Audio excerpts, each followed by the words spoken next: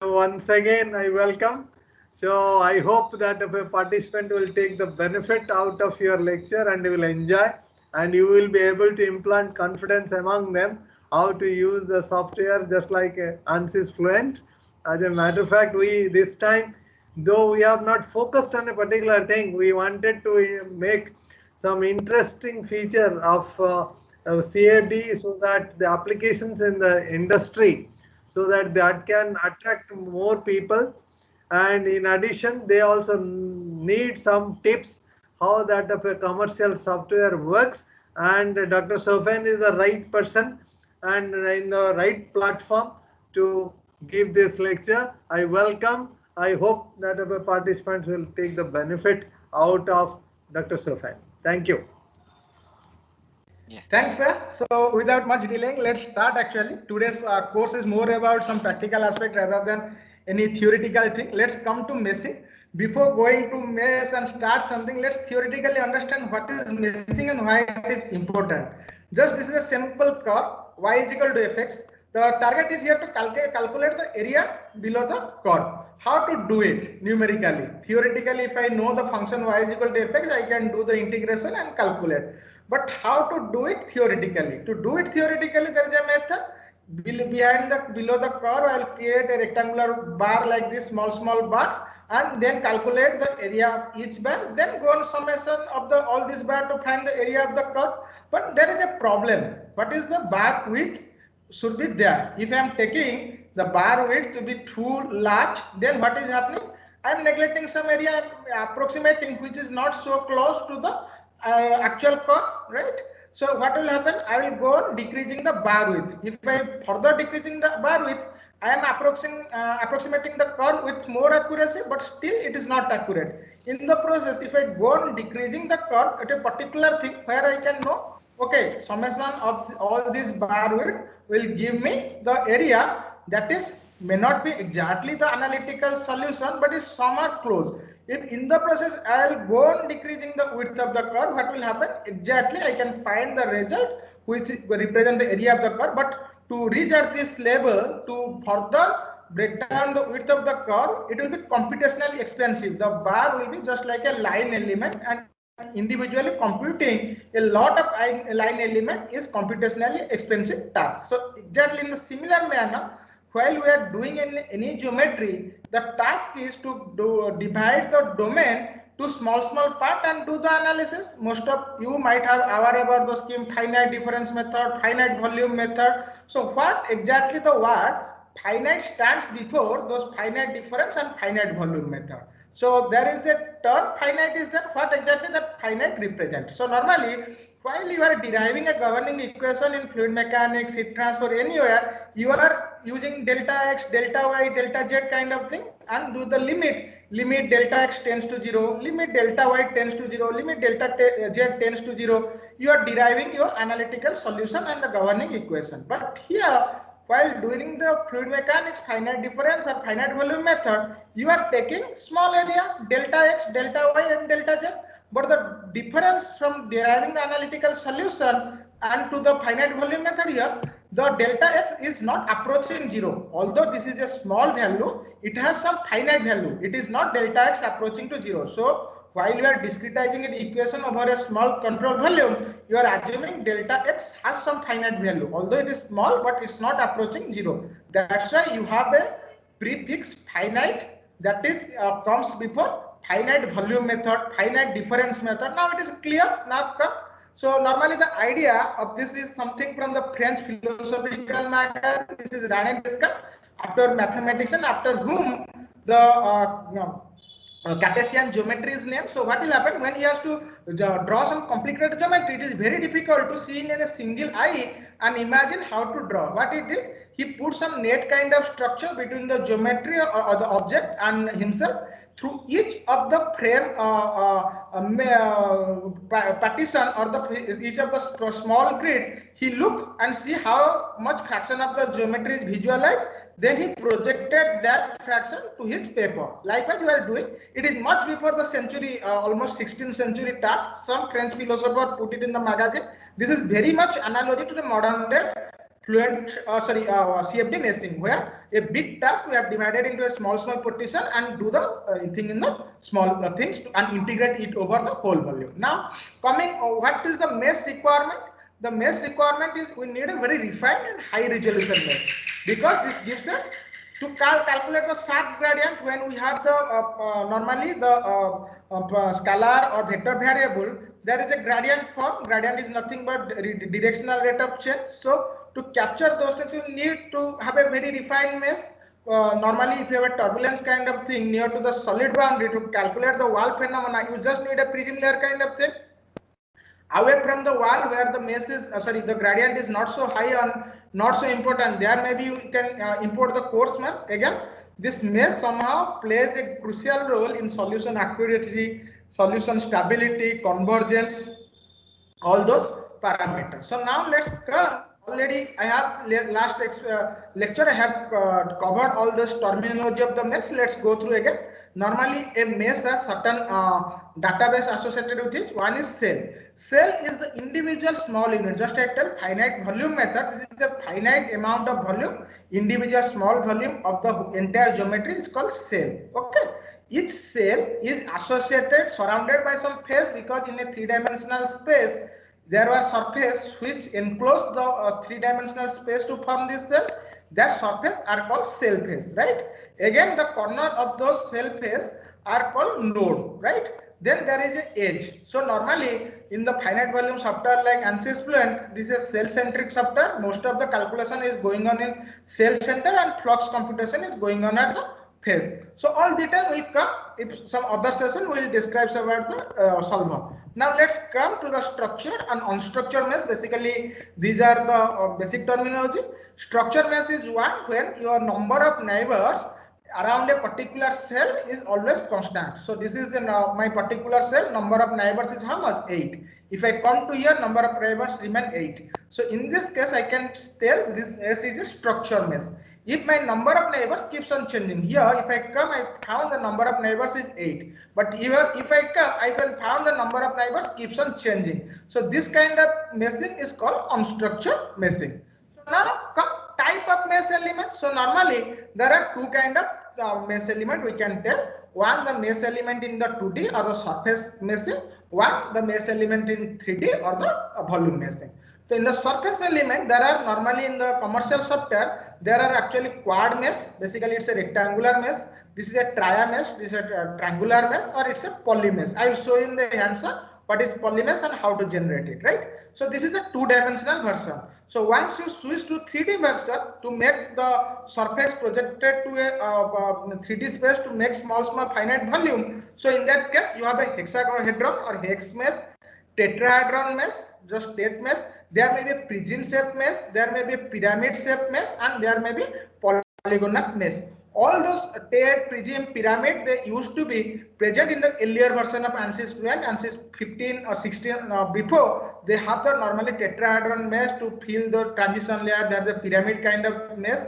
So in the latest version of ANSYS, they switched to hex core poly or the poly mesh. So poly mesh is what is the advantages compared to the tet mesh?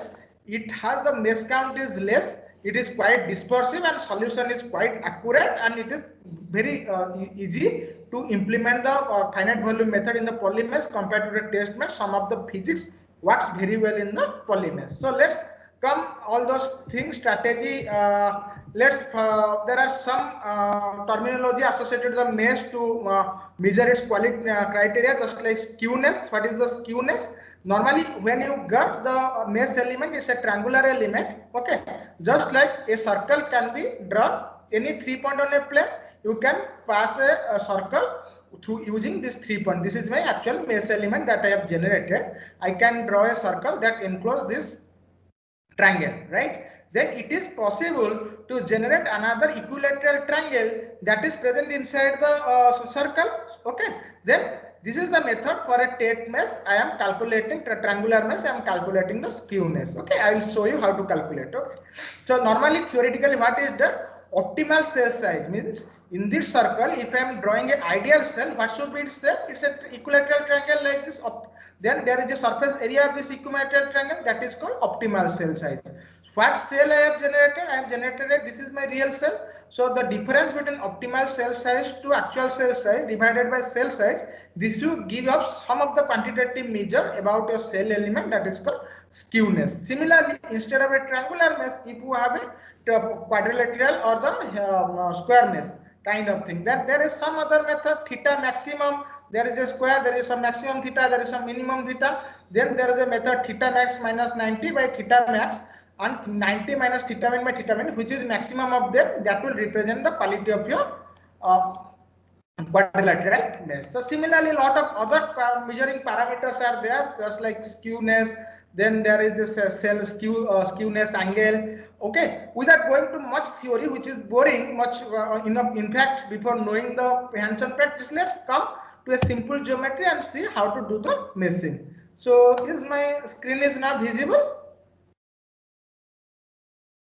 Yes, it is visible. It is visible. Space claim is visible, right? Space claim window is visible, right? Okay. Boundary. So normally what happened? This is ANSYS space claim. Normally, just like earlier version of ANSYS, they used to call design modular, where they used to generate the design. Now in the newer version, they come up with the space claim tool, which is very handy, very easy to use tool. So it almost if you Dr. Sofin, yes. there is some query, I guess, from some participant, Srihari. Yes. Yes, sir. Yes, sir. Sir, not a query. Actually, your space claim window is not visible. Only the presentation is going on. Okay, let me share the screen. Okay. Yes. Yes.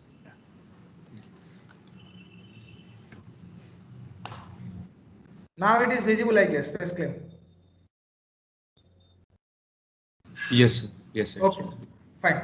This ANSYS space claim is a modern CAD cleaning software provided by ANSYS. Earlier, they provided the design modular. So, what is this space claim? Is a very robust, easy to use software, and it reads most of the CAD format. Just like if you have a neutral format like IGS or STEP, all those things, you just go to here, change your type. If you have a Creo or the file, this is Creo is nothing but ProE file. If you have a CATIA file, just like assembly file or part file, a lot of format is there, you can read it. Just like I have a format called STEP, okay, which is a neutral device independent state or IGS. You can just choose, and any geometry you can read it over here, right?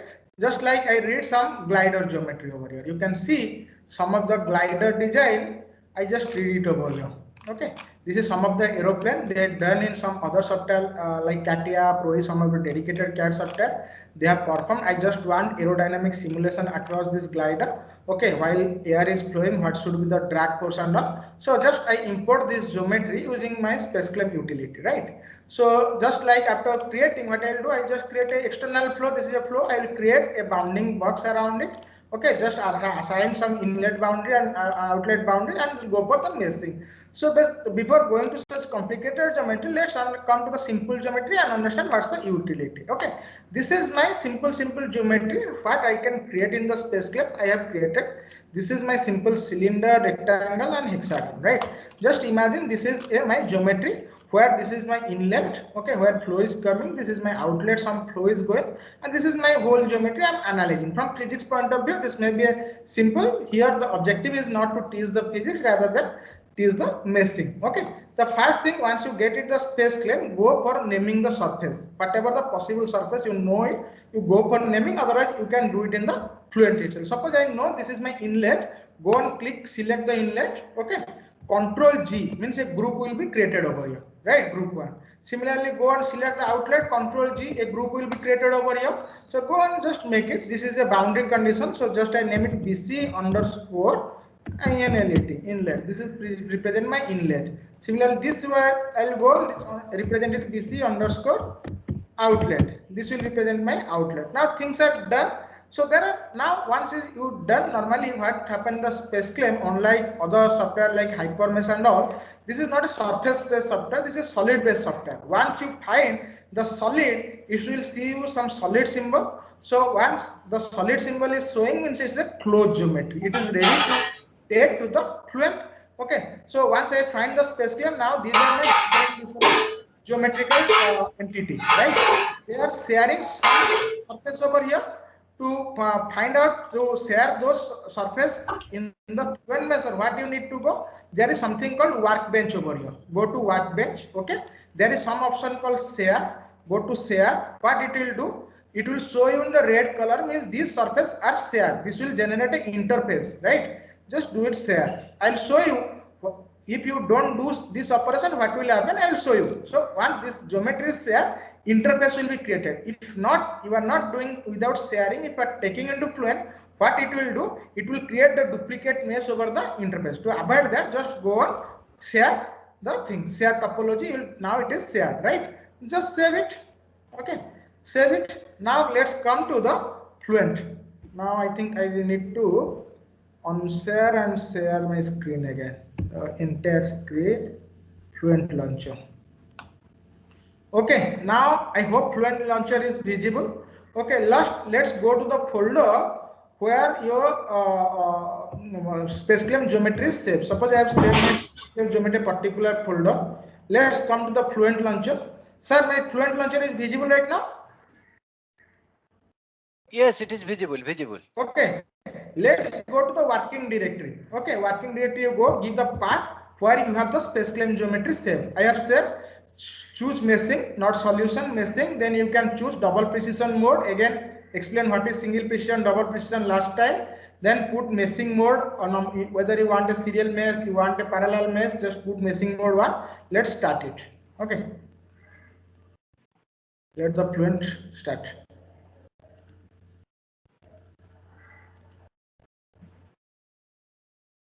Take some time. Let it start the Fluent. Yes.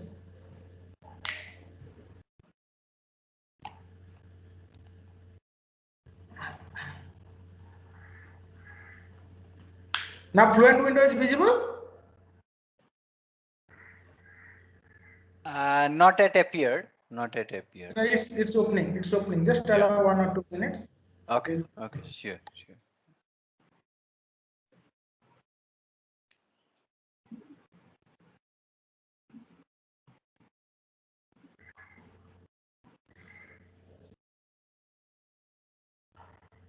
Yeah, now the Fluent window is visible.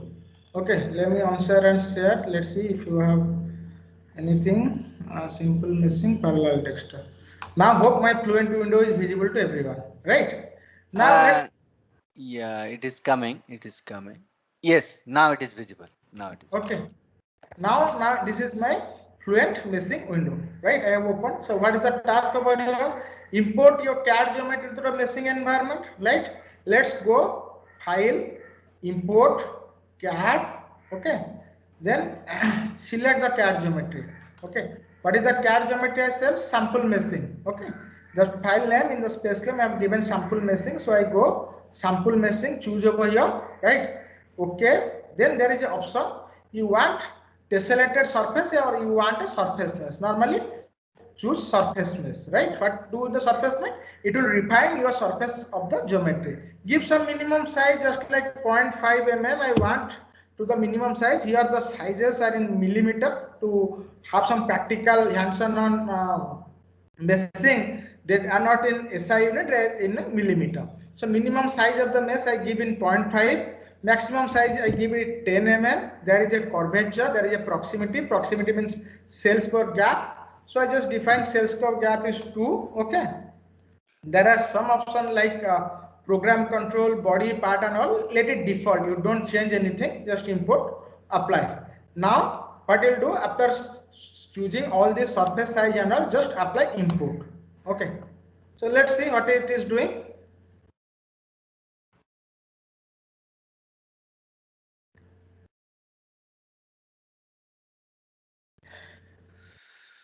It is now importing my surface mesh. Okay. Now my surface mesh is imported into Fluent Mesher. Where to see it? Let's go to the mesh object. Okay, this is my mesh object.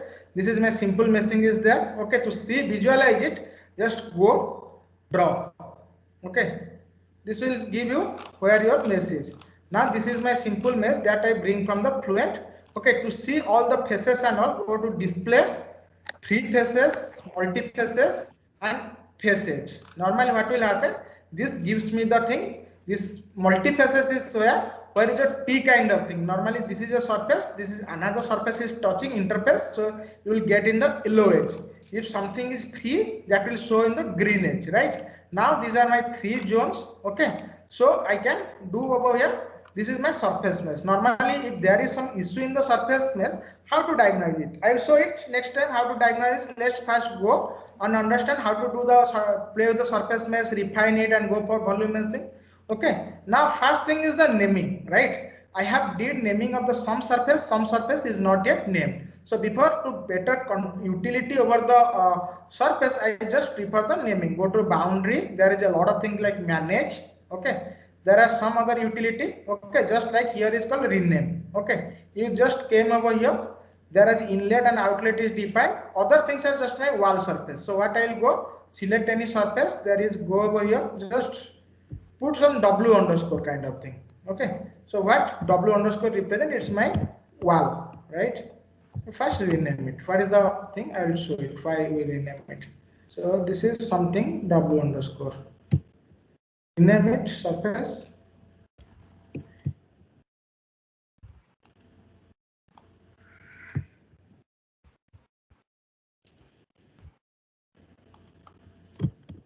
Name is exist.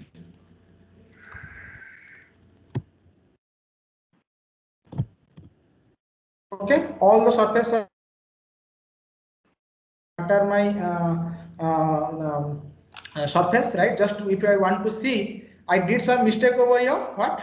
W stands for my wall. Okay, there are 2 interfaces which I should be supposed to number differently. So to know that what you should do, so do that. You can go over here. This will represent your surface selection, right? This is a zone selection window, right? Go to over here, select, left click. Okay, if you want to just hide it something, just you can hide it, right?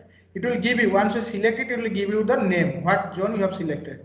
So this no zone I have selected, you can just go on hiding, right?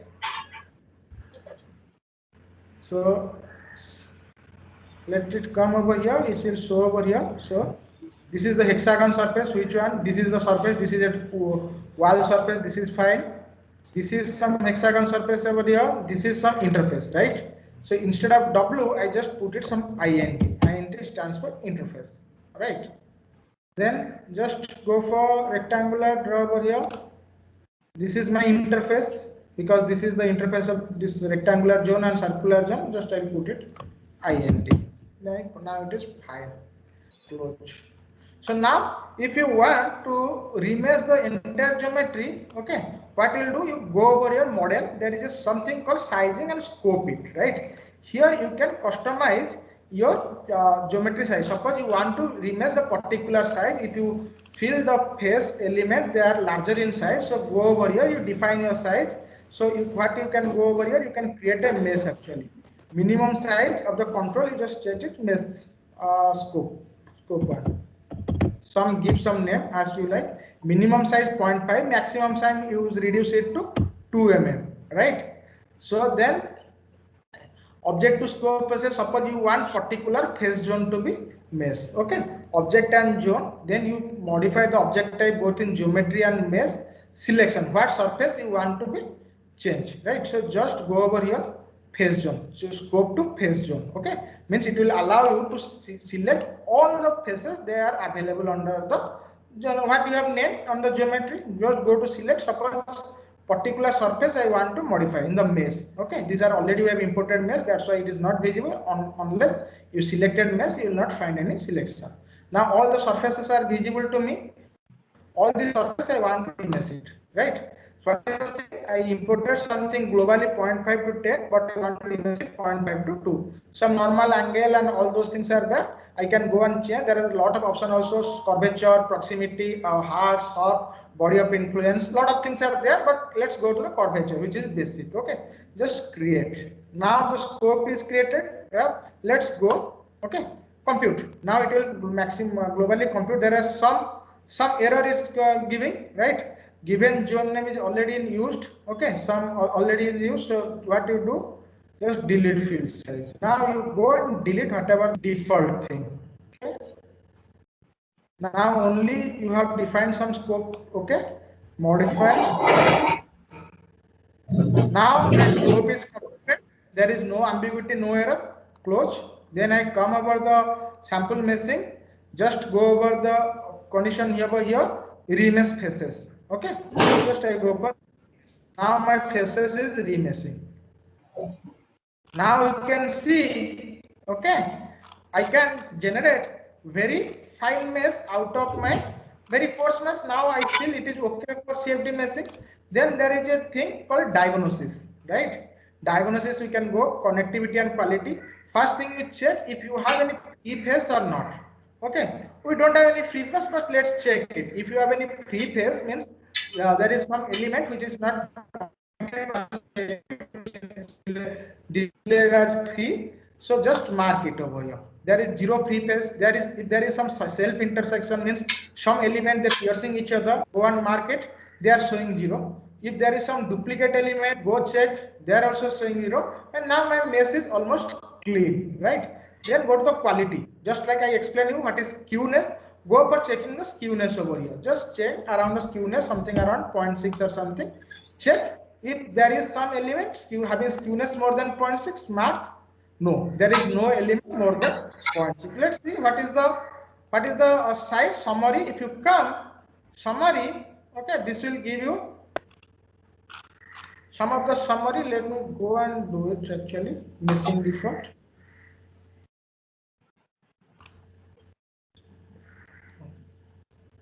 Okay, there are some display problem over here, so that's why I just put the console mode like this. Okay, so you can see in the summary I have something. Just a second. Okay, this is my console, this is my graphics window, this will show the graphs, and this is my console, any message and all. In the summary you can see the number of element multi-phase is how much, total maximum skewness is how much, total cell phase is how much. You can notice over here, right? So now let's come to the graphics window. Okay, now the task is to generate the volume mesh. Now what will happen? My surface mesh is generated. This is not everything. I just need a volume mesh to do the 3D computation. Then the next task is the volume region. Okay. You have 3 volume region over here. One is cylinder region, one is the box region, one is the hexagon region. So just go over here, do compute. Okay, this will ideally compute your volume, right? Suppose after computing you have find out 3 region is generated, because in the space claim itself we have generated 3 things. So go to this region. This is something my cylinder region. You can have managed rename this region cylinder. Okay, just 0, 1 some prefix you give it. It's for your own convenience. Some you go for rename, give it this hexagon. This you give it some 03. Manage rename, just give it some 02. Okay, now my renaming done. Then the thing is that by default Fluent consider all these zones are solid zones. Okay, by default Fluent. So if you know it is a fluid zone, okay, go over here, right click, then there is an option to change the type. If it is a fluid, solid or dead zone, means dead zone is something which you need for the meshing, you don't need for the solution. Just like come, I will show where we have the dead zone kind of thing. Okay, just let me share the screen again.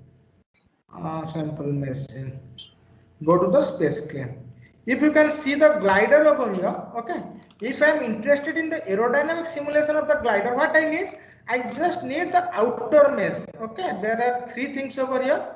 This is a glider. I just need a surface mesh over the glider. I don't need to generate volume mesh inside the glider, because I am not going to do fluid flow simulation inside the glider. Otherwise, the importance region for me outside the glider. So I have the ambient. I have taken the cutoff of the ambient where the ambient condition I have to apply, right? So in that case, once you take this geometry the Fluent will generate the closed volume for both glider and as well as for the ambient. But the flow physics you want to solve only for the ambient. You don't want to solve anything inside the glider. In that case, what you need to do, just put this glider on the dead zone. Means inside the glider, it will not generate any mesh. From the outside surface mesh of the glider towards the periphery, it will generate development mesh. That is the concept of dead zone. So means it is only utilized for the surface meshing, but it will not generate any volume mesh or take it to the solver. Right?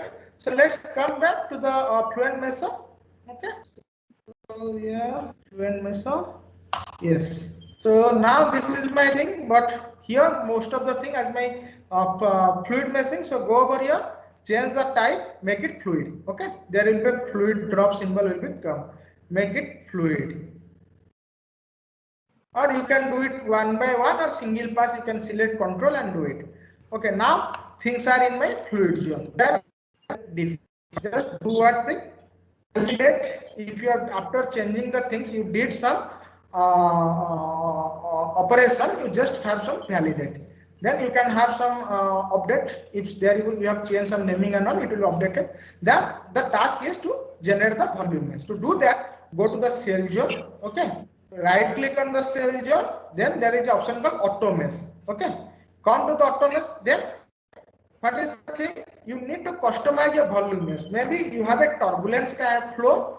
In the turbulence flow, near the solid boundary, you need to resolve your prism layer because it has to be calculated the wall correction or the low Reynolds number approach. Okay, it has to be turbulence resolution near the wall. So to do grow prism option is there. By default, it is not. Go and select scoped.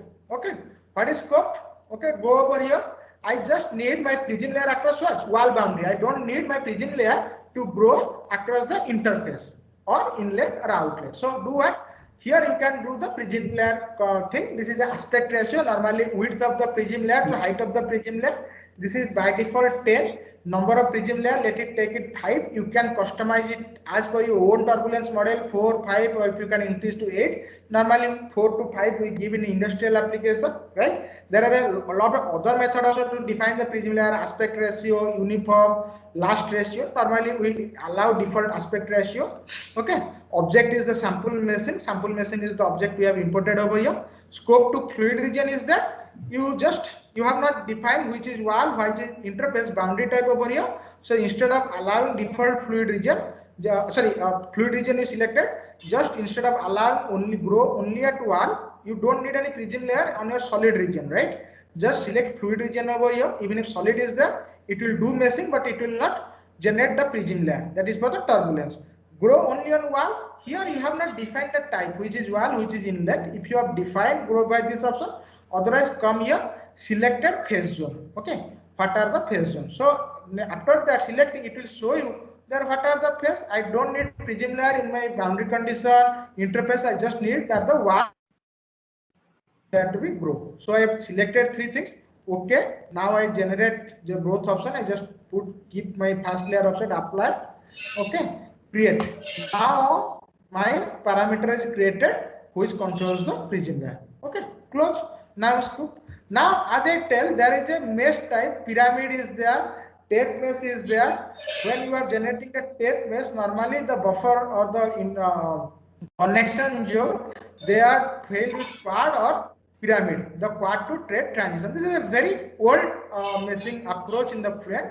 New nowadays, most of the new things are coming and most of the thing is poly or hex core poly. Okay, let's go for the poly meshing approach first. Okay, just select the poly meshing approach. What you can see in the poly meshing, generate the remesh of surface with the poly mesh. It will generate a polygon shape surface mesh. Then once it is generated, it will go for generating polygon shape volume mesh. We'll see. Okay, first just seek the poly, give it something, say maximum cell length. Suppose I give it maximum cell length 2. Okay, this always click this thing, otherwise it will separate your prism layer and the volumetric layer. Click this so that if you want your prism layer and volumetric layer to merge, then apply. Okay, now let's go and mesh my volume. So now you go and mesh generation is started. You can go over the console and see what is going. A lot of things you can see over here. It is started meshing your prism layer. Okay, prism layer, first prism layer, second prism layer, I think 4 prism layer we have given. It is generating the prism layer first from the boundary. Once prism layer is generated, it will do the meshing for the core. Let's see, it will improve something. Okay, wait for some time to generate the volume mesh.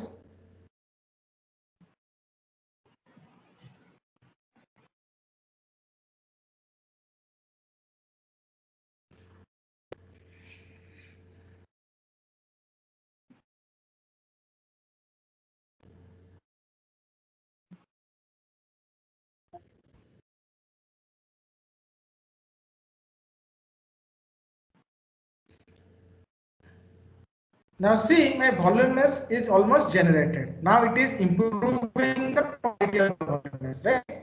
So this will run several iterations to remove the quality. This is again the Delaunay kind of meshing. They will put some point in the volume, go on meshing.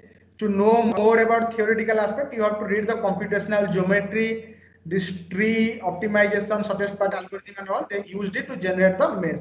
Okay, normally this is not taught in mechanical, but again, someone is interested in mathematics, computer science, go and read computational geometry, you understand how the thing is going on. Now it is generated some element. Now they are merging the element to create a polyhedral mesh. So once the polyhedral mesh is creating, this will give you the thing, mesh is created. If there is some improvement, it will do. So in this phase, the user has to do nothing. He has to wait patiently to mesh to be over. But these are all a lot of theoretical fun is there. You can go read it, some blogs, some books and all. You can understand. Basically, this covers this computational geometry. Let it finish actually.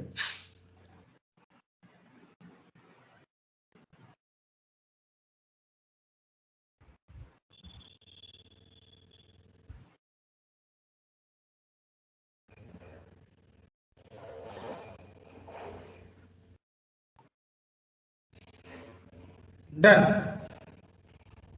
Okay. Now mesh is done somehow. It is doing some final stage merging operation to remove some unnecessary nodes and all.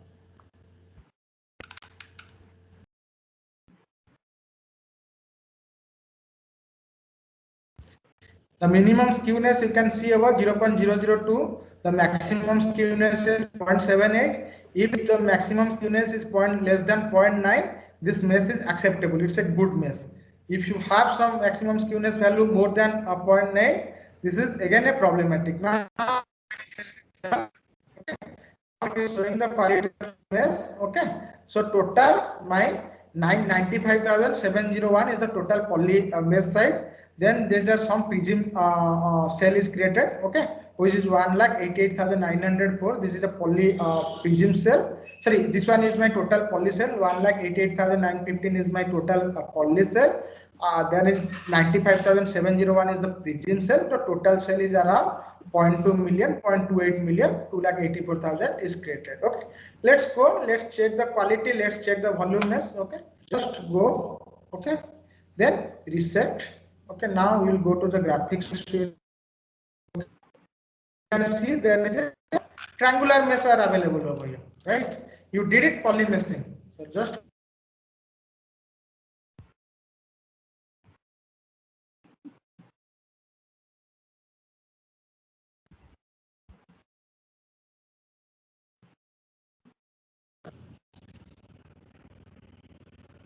sorry, my video is still visible. Hello. Yes, sir. Video is still visible. Yes. Let me share actually some issue I was getting.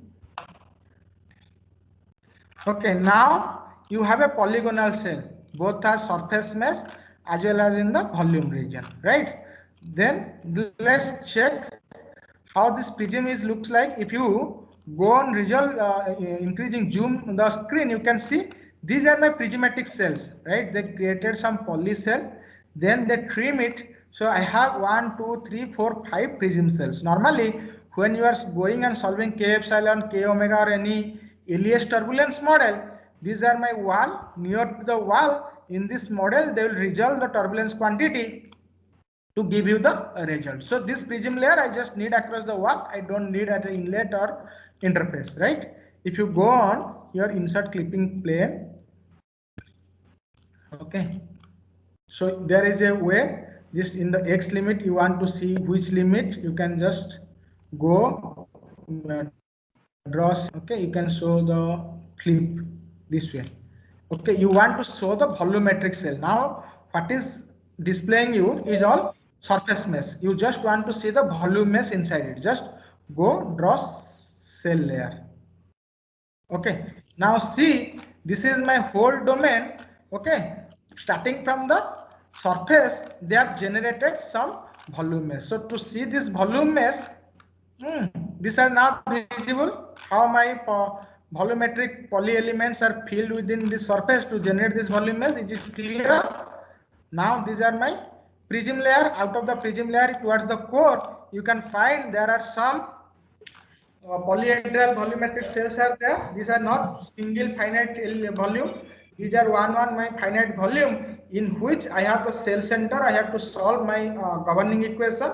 These phases where I have to calculate the flux computation. Then just like your traditional finite volume method, what you are doing in the rectangular or the structured grid, the same thing you can do over here. Little bit the formulation will be changed, but the normally the usual the philosophy will remain same. Each volume you will compute right now. Now it is clear how to generate the volume mesh. So normally the quality of the volume mesh also matter, right? So just go over here, check the summary. Okay, this summary in the console window give you what? This will give you what quality, maximum quality each elements have. If this quality is more than 1, means you have some negative volume cell. If it is less than 9, it is 0.9, it is acceptable thing. So there is an option to improve the quality. Just like go over here, auto node movement is there. So just there is an option called repair negative volume. So let's make come what is the negative volume. Okay, so I will tell what to repair negative volume. Okay, so yeah, okay, there are some cell like this. Okay, when there is negative volume is created. So normally in a polygonal cell, if every face is pointing out, the face normal is pointing out, normally will go away from the cell. But if you form some polygonal element like this, so that the cell center is emitting some flux, instead of that flux going away from the cell, fraction of the flux is coming into the cell center. In that case, the computation of the flux is erroneous, and this kind of cell is normally called as negative volume cell, generate a negative volume cell. We just need to delete or get rid of this negative volume cell. Now it is clear. But similarly, there are a lot of other things, just like chevron cell. There is the volumes change, means if you have a small volume, just you need to have a gradual transition from the small volume to the large volume. Just like here, uniformity. Some small volume, immediately a large volume. This is something is non-smooth kind of thing, right? So again, this is the skew aspect ratio. If you have a height to width having around 1, which is quite ideal. If you have a very slanted kind of thing, this aspect ratio is very high, then this is not acceptable. If you are doing multi-phase simulation like VOG kind of thing, and aspect ratio for your volume cell, because of the prism layer and all, it is more than 100 or 150, your solution normally diverges, right? So most of the divergence are result because of the mesh. You have to find out the reason, and then we have to troubleshoot it. Normally, based upon the practice, no one can teach you what's the problem with your divergence. Based on the practice, you can understand why my problem with my mesh and how to diagnose those things. Now it is clear. So what is the negative cell? Now let's come how to get rid of this negative volume cell. If at all you have, I don't believe current geometry you have a negative cell because it's a simple geometry. Okay. So now let's come. Okay. There is an option called repair negative volume cell. Give it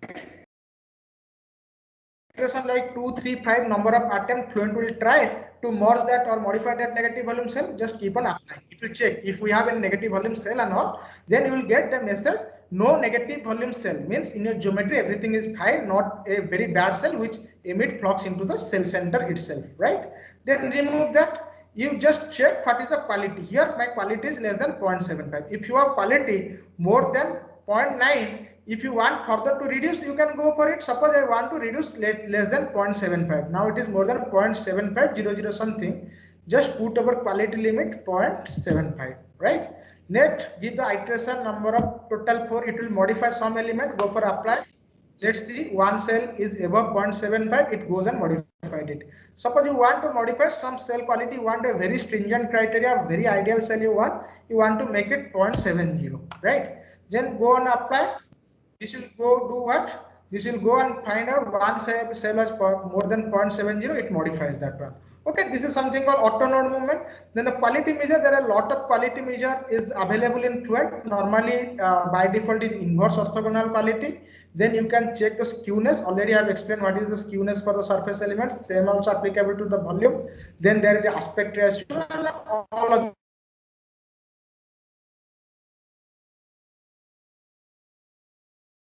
things are there. Normally you go inverse orthogonal quality. If it is 0.9, most of it is fine, right? Now your mesh is very good mesh.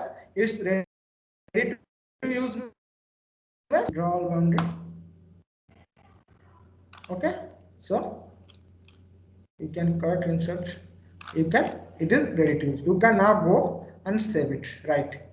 Okay, so right is the thing. So normally you use the mss.gz, it will zip the file with less memory and save it, right?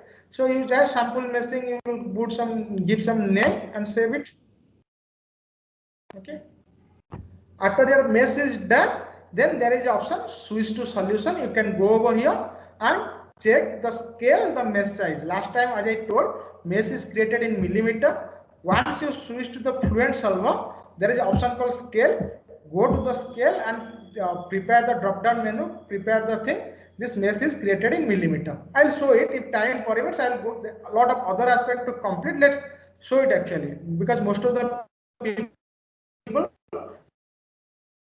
database, they do that mistake of the scaling, because everything we did it millimeter, and Fluent solver everything in SI. Okay, let's take it to the solution. Now we move from the Fluent solver to the Fluent mesher to the Fluent solver. Okay, let's see.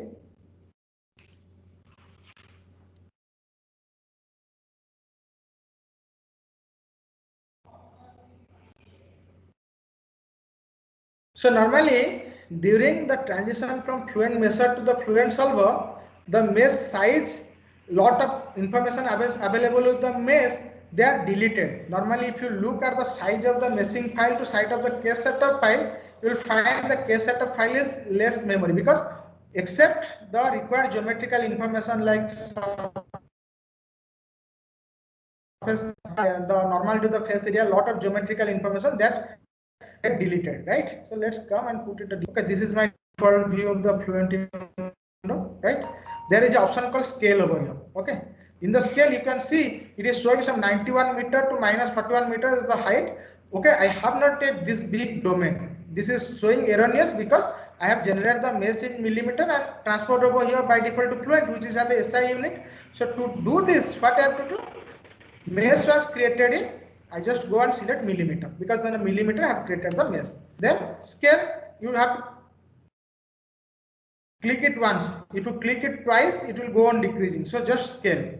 Means now it is showing the proper unit in which my thing is there, close. So now if you have old tetrahedral mesh and all, Fluent solver itself give you the capability to mesh it into the make polyhedra out of the thing, because we did it in the Fluent mesher, we generate a polyhedra cell. Even if you don't bring the polyhedra, you have a Tate mesh kind of thing, here you can make the polyhedra. So the quality, okay, evaluate mesh quality to ensure everything is okay in the Fluent. Just you can evaluate the Fluent quality. The maximum aspect ratio is 2.7 into e to the power 1. This is a very good mesh. Then the inverse orthogonal quality, you can get it over here. Minimum orthogonal quality is around 0.3. Then inverse orthogonal quality. Then quality is good. Then you can check evaluate mesh quality. It will give you, okay, sorry, check. Perform mesh check. This will give you the minimum cell surface element, maximum surface element, minimum surface finite volume of the volume element to maximum volume element. All those things it will give you the information. So everything, there is no problem. Then you can do what your solver setting. So now the thing is that the boundary type, even if you have the flexibility to choose the boundary type in the Fluent solver method or in the Fluent solver. In the Fluent method, what we did not change any boundary type. So by default, these are wall type boundary. But here we have a lot of other type boundary, right? So let's come wall, right? Here we don't need any inlet is my mass flow inlet. Suppose go over here, click this inlet type. You just make it mass flow inlet. Now it's type, right? Apply. Close. Then this is my outlet. Just go type. This is my pressure outlet. This is done. Now you can see the interface. Normally when you have created, the interface comes with a shadow kind of thing. Okay, shadow means this is a wall, okay, that is shared by two zones. This is my, if you go to the cell zone, we have 3 cell zone over here. 3 cell zone are shared with a 2 interface. Then normally this is shadow is generated when a surface interface is shared by 2 zone, okay, and this is by default wall, which is not okay. If you have a wall, the interface will not allow the transport of any equation of any quantity, just like momentum, mass, or anything. It will apply the no slip boundary condition. To do that, you have to go to the interface, means int underscore, means this gives my interface. You go over here, check the type, because it's a shadow, it will show you what is the type. Make it interior. Okay, interior means it will compute all the flux through that faces. Make it interior, that shadow will go. Okay, it will come out the interior face. This will be strained together, shadow will be gone. Now second, you will go over here. Wall is there, I just make it type interior. Okay, now we can see these are the interior means these are my interface. I can go over here, display. Yeah, I think I have to do some 15 surface splitting. Yeah, it will display actually. Yeah. This is my interface. Okay, so it is showing a mesh and all. I can see it over here actually. Okay, you can show a lot of mesh, edge, and all those things. So again, these are interior, means these are all my cell volume inside it. Now everything is now done. You can go and define the boundary condition as it is and compute the thing, right? This is something called the Fluent method. So now let's come, if time is there, another 3-4 minutes, I will come and show other things, how to debug if you have a problem. Okay, let's quickly return to the space claim and I will show. Okay, another 5 to 6 minutes, I am going to finish the session. So let's come to the space claim window. Yeah, sample meshing. So if you have, just come to simple thing, cylinder, instead of a closed geometry, just go click on this surface, go over here, detach, now remove. Now these are my surface. This is no more a closed geometry. This surface is separate and this surface is separate. So what is expected when you take this geometry to the Fluent method? This will give you a free face kind of thing because they are not connected, closed mode. Let's check. Okay, just save it. Okay, and open the Fluent method.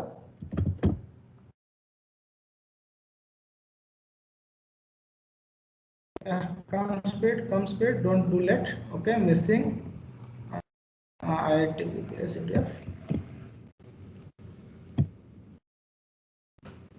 Start.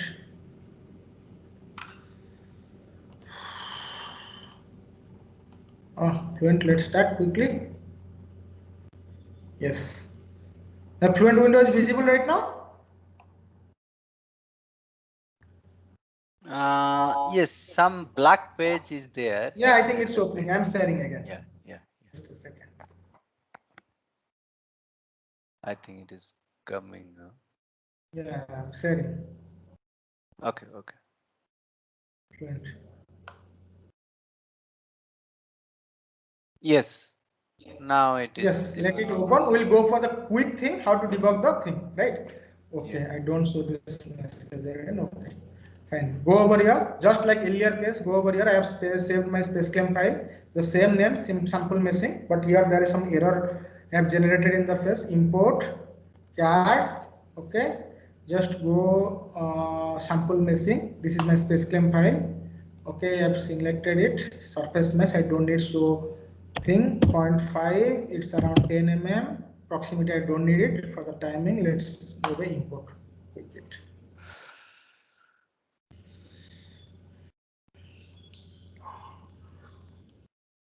Yeah, now my mesh is generated, imported, right? Let's, okay, there is some missing was there. Okay, let's see.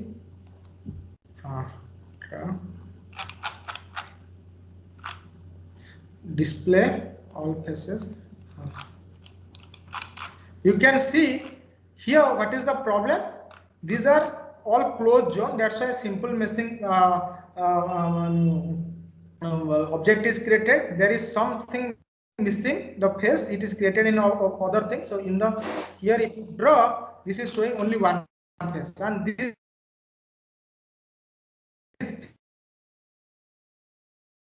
face is not all here. It is not thing, right? If you go right now, debug. Okay, go. There is a diagnostic, mesh connectivity and quality. Okay, mark the, it is showing you have 35 free face. Where is the 35 free face? It is selected over here, 35 free face, right? Then what is the method to do it? There is a lot of method to do the solve it. Either you go to the space claim, close your geometry, bring it. Then if you have a very expertise in meshing, you don't want to do that, you can append mode, read something, close it. But again, out of the experience, you can do a lot of things. No one can teach you. There is not any unique ways to do here over here some technique to do it. Then go to boundary. Okay, then there is an option called manage. Then is some option called merge, not merge, sorry, not manage, boundary. Okay, then is an option called intersect. Okay, so then there is an option called intersect. First find out. Okay, let's go default.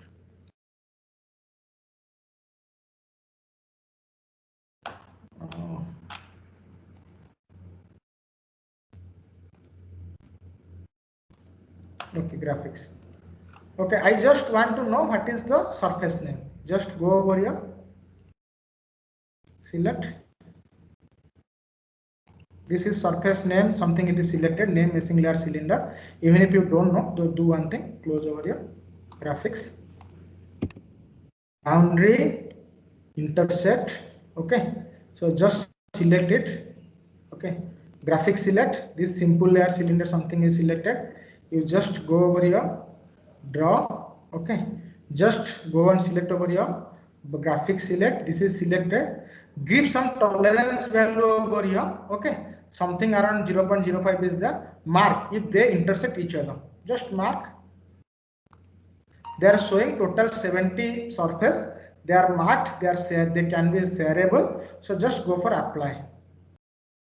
Okay, now this is applied.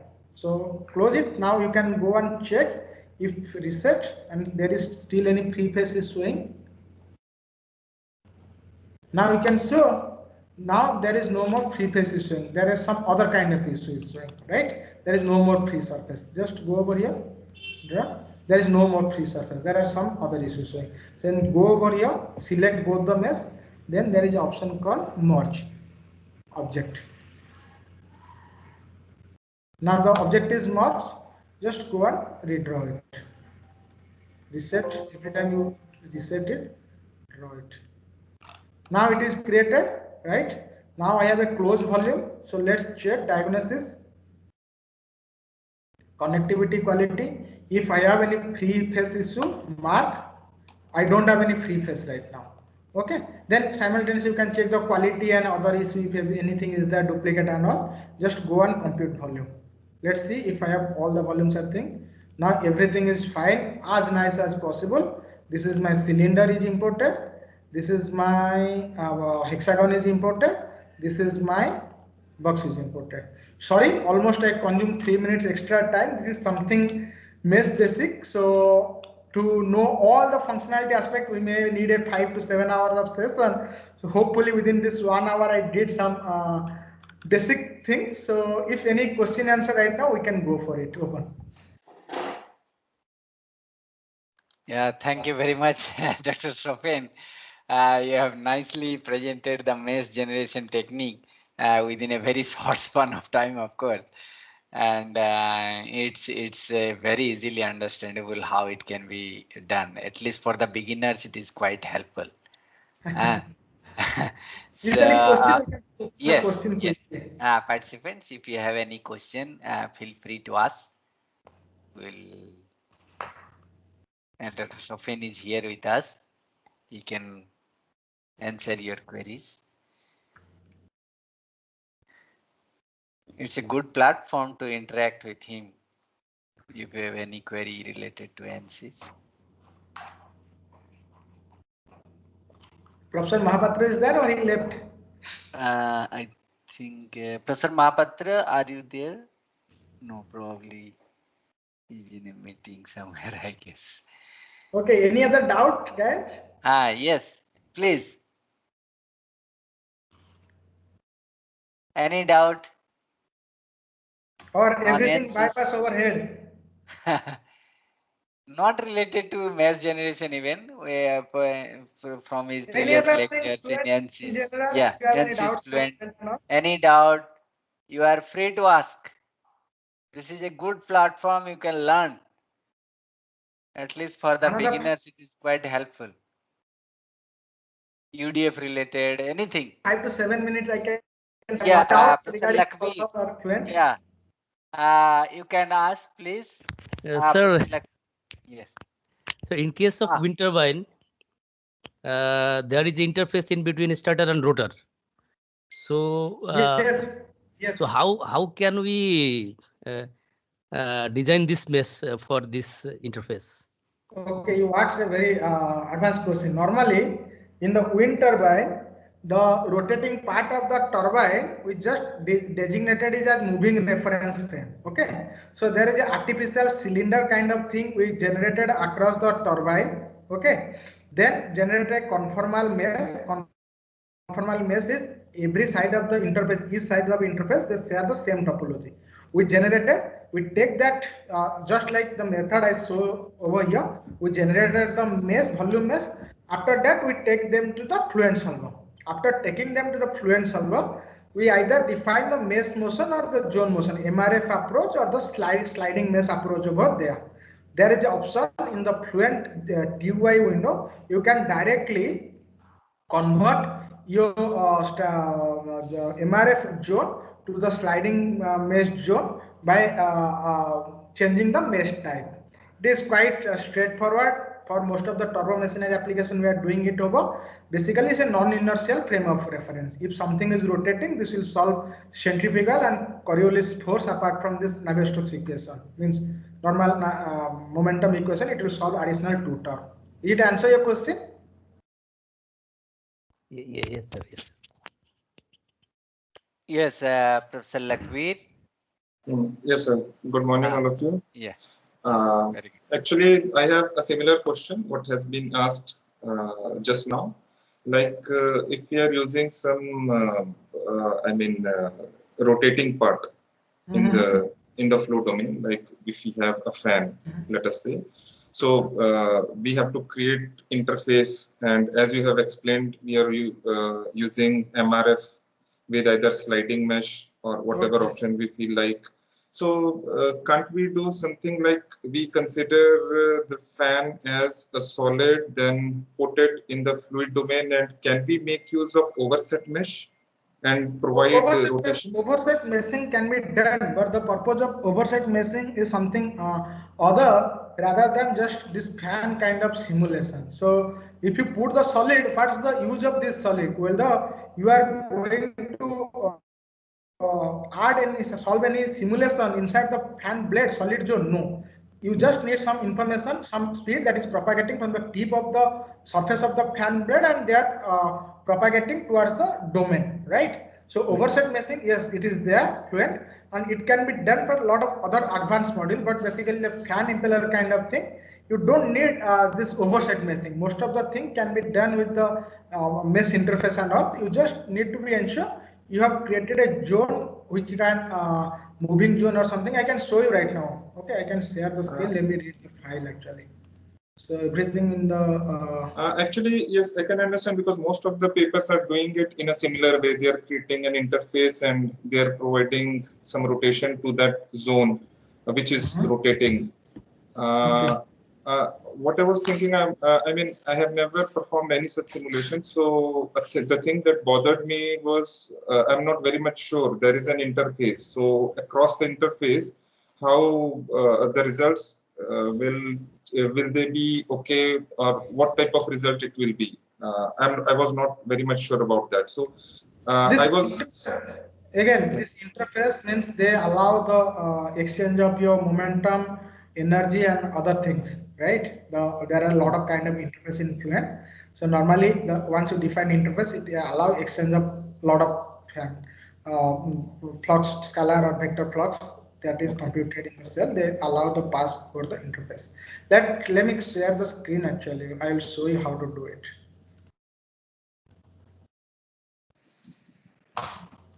Okay, now my screen is visible, right? So this is something Yes. called a Fluent. I'll go over here. Default. Okay, default tab. Okay, so just this is called my TUI window, right? So text user interface. I have everything confirm on mesh. So if you have a rotating cylindrical zone, normally fluid zone, the cylinder is rotating. Go over here, edit. Okay, so my server is slow. Here you can divide either frame motion or mesh motion. Frame motion is normally for the steady state. You can go define the mesh motion over here. Relative to cell absolute, if you have a absolutely it is rotating to the origin, or you have relative to some component, you can define over here. Rotation axis, you can again in the space claim, you can come over here, you can find the axis information across which axis it is rotating, then the origin of the axis, then the rotation speed, radian per second. You can go and change the unit for RPM and all. You can define. Now again the question is that how to convert this thing from the for the mesh motion kind of thing. Just in the text user interface, go over here, a lot of thing is there. So just go for the mesh. Then in the mesh there is something called modify mesh kind of thing. You can see replace, repair, translate, adapt memory mesh into a mesh, modify zones. Okay. Within that modified zones, there is some option called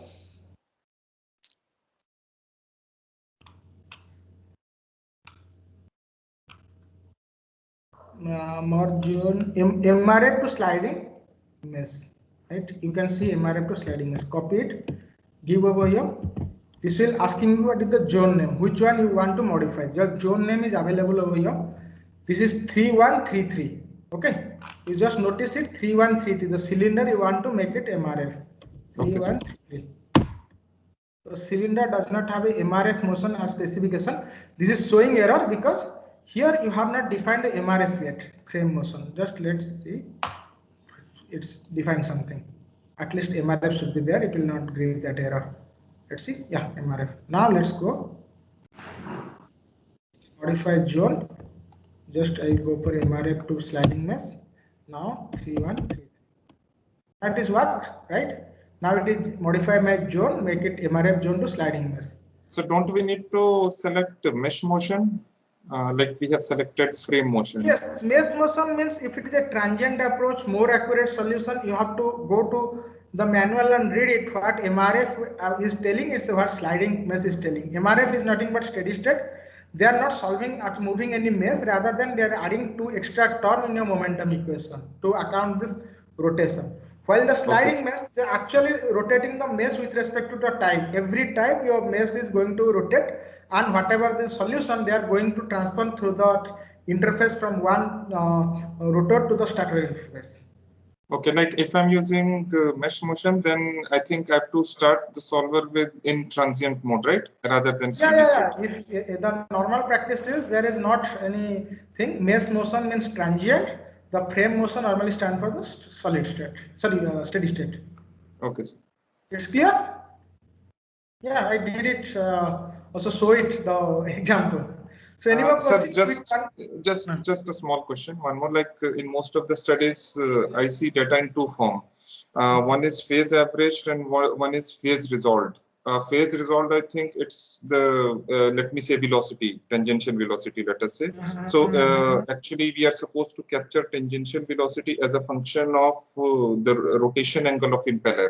So how can we capture this data in Fluent? Like it's a sort of confusion for me. Usually averaging in Fluent means it's time averaging, collecting time statistics.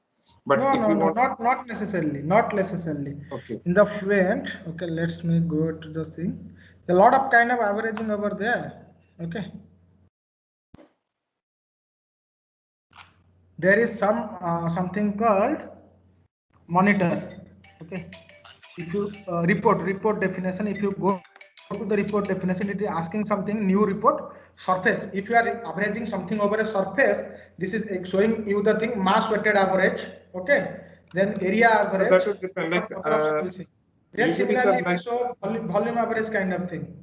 Okay, volume average. Okay, if you are averaging some reaction etc. over a volume, this will give a volume average. If you are averaging something over a surface, this will give you a surface average. Then there is some facet maximum, facet average. This is area weighted average. Okay, this is the mass weighted average. A lot of averaging method is there. Time averaging is something you recorded with respect to the time. Okay, then you do the average over the time. Okay, that is not something quickly available here, but over the space averaging you can do over here. Okay, sir. Hope it answer all your queries. So if no more queries, you can end the session over here, or still any one or two questions you can take. Yeah, if anybody having any other question. So I think there is no more question from the participant side. Thank you very much, Dr. Sofen, for giving such a wonderful lecture on ANSYS Fluent. We have learned a lot, especially me too have learned a lot because I'm also very new to ANSYS Fluent. Thank you very much. So hope to get your Thank you, kind sir. cooperation in the future. Will the participant For the using best wishes, my best wishes with them to using the software. I hope this will give them a lot of knowledge. They have a lot of learning at the end of the workshop, and they go with them and apply them to the research problem and day-to-day problem, and it workshop be productive for them. I wish all the participants all best wishes, and thanks Professor Ratha, Professor Mahapatra for inviting me to this workshop, and looking forward for similar association with IIT Bhubaneswar in future. Sure. We shall be glad.